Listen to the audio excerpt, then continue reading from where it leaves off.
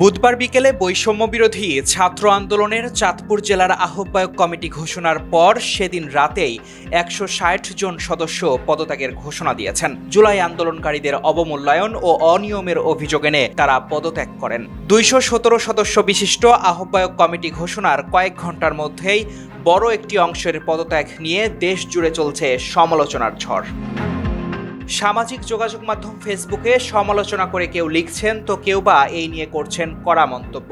ফেসবুকে আলামিন সজীব নামে একজন লিখেছেন, কমিটি ঘোষণার দিনে ১৬০ জনের পদত্যাগ, রাজনীতি এত সোজা না। আরেকজন লিখেছেন, আসলে সবাই তো বাচ্চা, তাদের পরিপক্কতা আনতে সিনিয়র জনতাও থাকা দরকার, এভাবে কামড়াকামড়ি করলে অন্যরা সুবিধা নেবে। গণমাধ্যমে প্রচারিত সংবাদের মন্তব্যের ঘরেও সমালোচনার ঝড় উঠেছে। বুধবার রাত ১১টার দিকে চাঁদপুর প্রেস ক্লাবে সংবাদ সম্মেলন করে পদত্যাগের ঘোষণা দেন ১৬০ জন। সেই সাথে অবিলম্বে এই কমিটি বাতিল করে নতুন কমিটি গঠনের আহ্বান জানান তারা। এর আগে মঙ্গলবার কেন্দ্রীয় আহ্বায়ক হাসনাত আবদুল্লাহর স্বাক্ষরিত এক চিঠিতে এই কমিটি ঘোষণা করা হয়।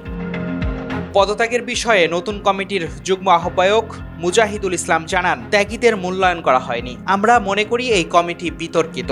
আমরা এই কমিটিকে বয়কট এবং অবাঞ্ছিত ঘোষণা করলাম। এই কমিটি প্রকাশের পর জেলা ও উপজেলায় নেতৃবৃন্দের সঙ্গে একটি কোন্দল সৃষ্টি হয়েছে।